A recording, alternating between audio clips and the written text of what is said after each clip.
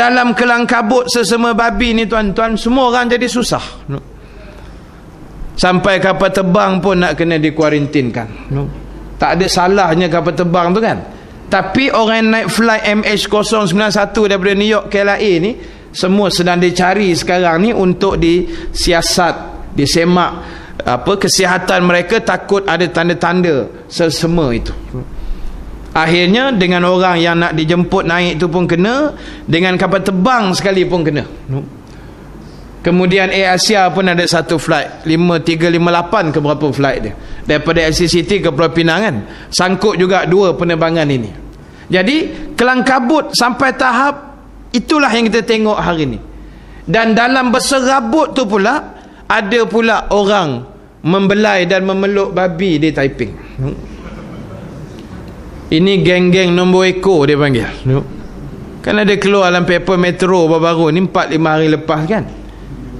Dia usuk-usuk babi tu, dia belai-belainya. Orang nombor ekor ni nak mengambil berkat kebabian tu ke tak tahulah. Tak apa yang dia cari dekat babi tu. Orang tengah sibuk sesama babi, dia usap-usapnya babi tu. Kalau dia buatnya bersin babi tu karang, kau tak free je kau kena H1N1 ni. Jadi tuan-tuan, pelik-pelik sangat orang Melayu ni.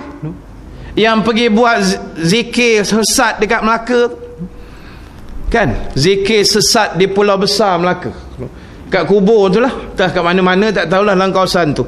Tapi yang menghairankan ulama-ulama ni, tak ada pula yang berbunyi-bunyi. Tak ada pula keluar-keluar fatwa, ialah usik babi bukannya haram, tak berdosa pun, cuma kena samak aje. Kan, bunyi memang mengerikan lah, tetapi kita pegang babi bukan berdosa, dia tidak berdosa, cuma kena samak.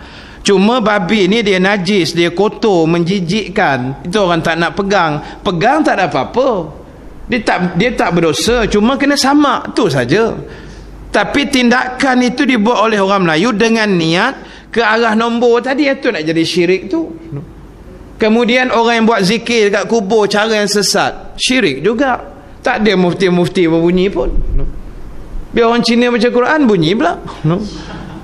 Kemudian yang berlaku di Pulau Mersing kan, orang putih berlari telanjang bulat tu, tak ada pula mufti-mufti keluar fatwa haram ke apa, tak ada pun.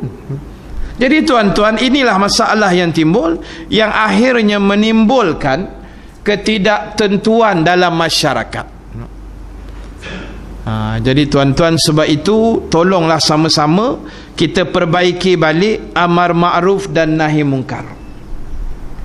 Sebab tuan-tuan, apabila Allah Subhanahu wa taala menurunkan ayat-ayat Al-Quran, sebab yang bagi bala semua ni Allah Taala.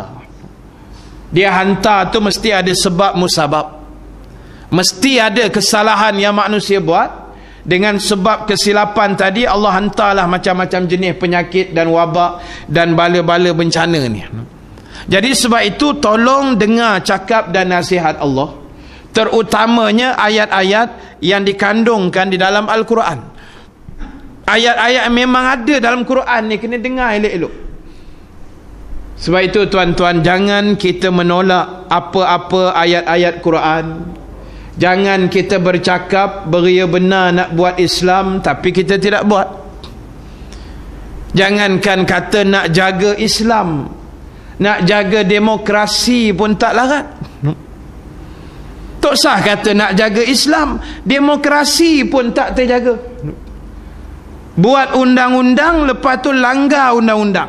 Sama macam geng virus tadi tu. Geng virus ni dia bukan reti undang-undang, dia sodok aja semua sekali. Babi tuan-tuan, dia kerja dia menyodok aja. Tunduk bawah tapi dia warak sikit lah, dia tengok bawah. Dia warak sikit kan, tengok bawah, dia sodok aja semua sekali. Jadi tuan-tuan, kita buat undang-undang, lepas tu kita langgar undang-undang. Lepas tu kita julang nama kita, kitalah orang yang mengamalkan demokrasi begitu hebat sekali. Kalau betul kita amal demokrasi, orang dah lama menanti di penanti. Tak masuk. Kalau tak ada dalam sejarah, tuan-tuan, buka sejarah daripada kita merdeka tahun 57, Belum ada lagi satu pilihan raya besar atau kecil yang parti pemerintah tak masuk. Cuba kat sejarah. Saya antara subjek yang paling tak apa minat sebenarnya sejarah. Tapi semenjak ni kena minat-minatkan jugalah. Tuan-tuan buka, tak ada sejarah parti kerajaan tak pernah tak masuk pilihan raya. Kecuali inilah yang 31 Mei di penanti ni tak nak masuk. Pertama sekali alasan dia kata kita menjaga demokrasi. Sedap bunyi dia kan. Dia kata pasal pilihan raya ni tak mengikut perlembagaan. Bukan sebab ada orang mati ke apa ni, sebab saja je nak perkenakan kita. Tak kira lah apa alasan, kau masuklah dulu. Inilah yang orang panggil kalah sebelum tarung. Kalah sebelum masuk dalam gelanggang. Yang kedua, dia bagi alasan kalau masuk nanti ini semua membazir saja. Cuma saya heran memikirkan membazir itu dari sudut mana. Sekarang ni kalau dia tak masuk pun, SPR tetap kena keluar duit, kerajaan tetap kena bagi duit dekat SPR, kena runningkan pilihan raya tu. Masuk ke hang tak masuk, election tu jalan. Sekarang ni membazir dari sudut mana? Dia masuk ke dia tak masuk, election tu mesti jalan. Pasal 4 borang dah ada orang ambil untuk calon ni. Satu kita tahulah yang PKR tu 3 ni bebas. Bebas tak tahu siapa bayar. Hari ni dia dah nafi awal-awal dah. Dah nafi awal-awal, kita tak pernah mengaku nak taja-taja calon bebas. Orang tak cakap apa pun. Dia pula terasa pula dia. Awal-awal dah buat penafian. Jadi tuan-tuan, dia masuk ke tak masuk, kerajaan masuk tak masuk, SPR tetap akan jalan. Pasal itu ikut prosedur undang-undang. Dari sudut mana yang kata membazir itu saya tak nampak. Atau adakah membazir sebab dah biasa bagi rasuah? Bila tak masuk berasa jimat sikit duit, taklah membazir sangat. Agaknya ke situlah kot. Jadi sebab itu tuan-tuan, tak usahlah kita beria benar mencanang-canangkan demokrasi.